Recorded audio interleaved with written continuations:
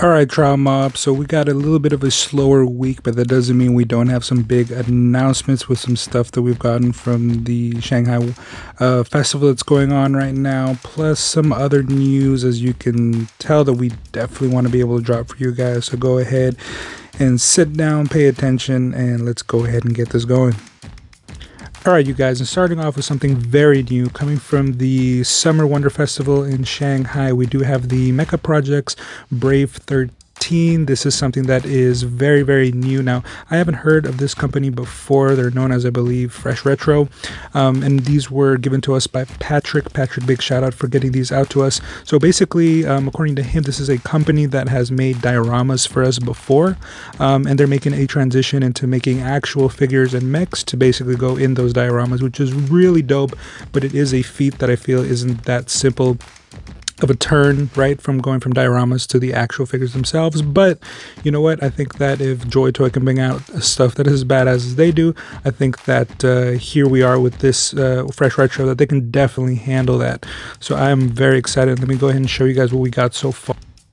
So this right here is something that will be new, but this is something for you guys to take a look at. So this is kind of what Fresh Retro is known for making, basically these kind of dioramas, and they look pretty cool. I'm not gonna lie, these are pretty dope looking. 1/18th scale, so you imagine what a Joy Toy figure would look like on here. It would probably be the same as what their figures are gonna look like. So pretty cool diorama overall. I do like the colors, I do like the general aesthetic of it, and I'm pretty sure, I could be wrong here, but it looks fairly modular, so I'm sure you can add other pieces to it, or even potentially switch around the setup, which is always very nice with your diorama pieces. So here we have a couple of illustrations of what the figures are going to look like. I'm not quite certain on, articulation and all those other things, but at least we get a general view of what they're going to look like. And I think this is pretty cool. I kind of see some Halo in this, a little bit of StarCraft.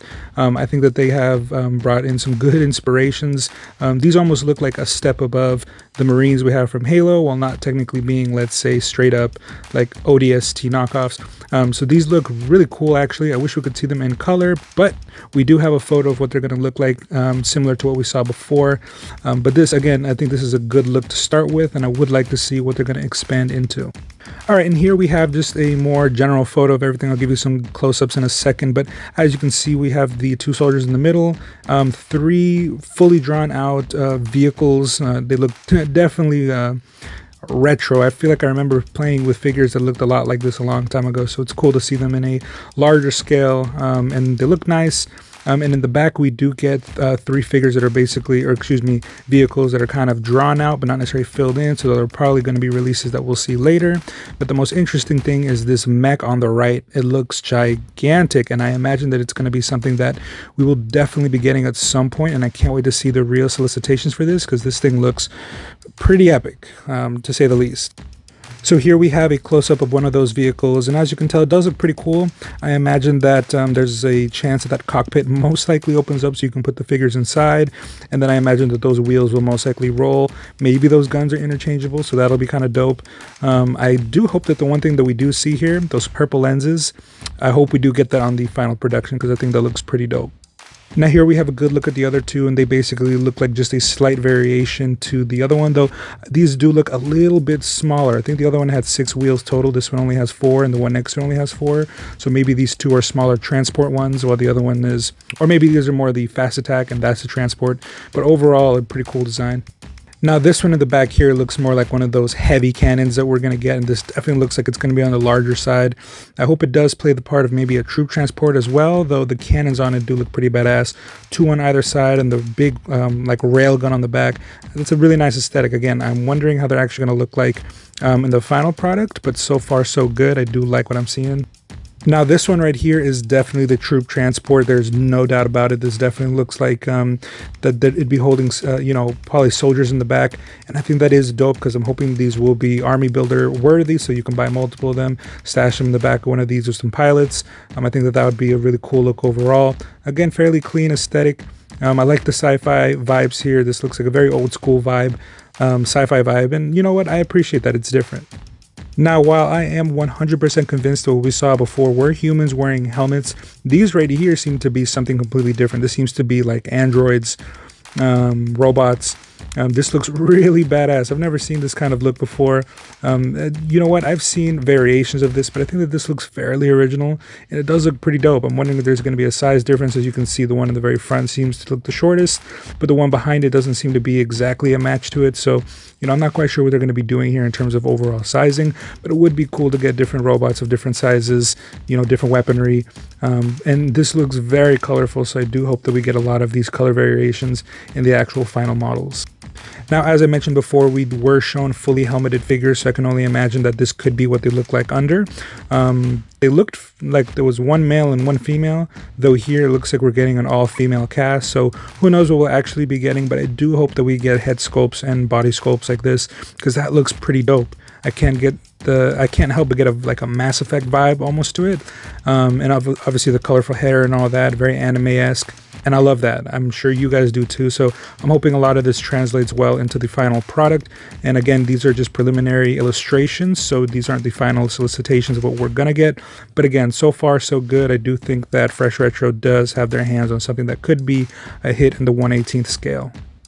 Alright, you guys, and on the other side we do have just a photo that we got today from Super 7, and they are doing a collaboration with G.I. Joe. No mention specifically as to what they're going to be doing.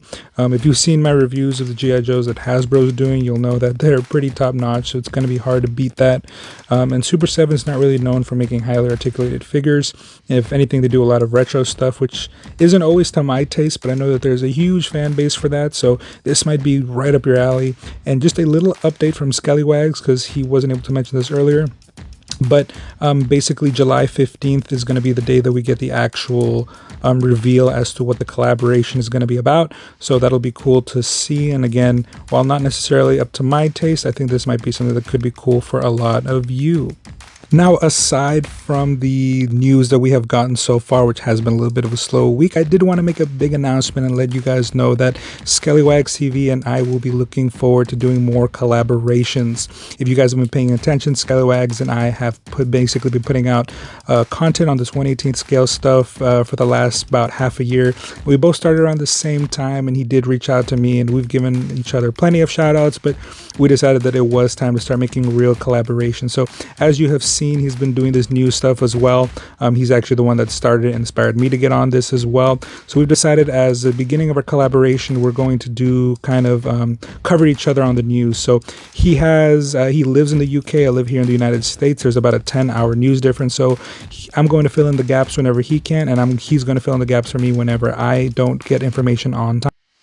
And obviously, if you've been paying attention, you'll know that we've had a lot of great coverage, especially with the Shanghai Wonder Festival that's been going on, and just a lot of the general news that we've gotten thanks to people like Patrick and Damon, and just a lot of people in the community that has helped us get a lot of this information out. So, we're going to start off like this, and, as you can tell, me and Skelly have a lot of content out already for you guys to go ahead and indulge in, but definitely looking forward to more collaborations, potentially podcasts, and even interviews with some of you guys in the future as we, develop our strategies and what we're going to do to be able to get this content out to you.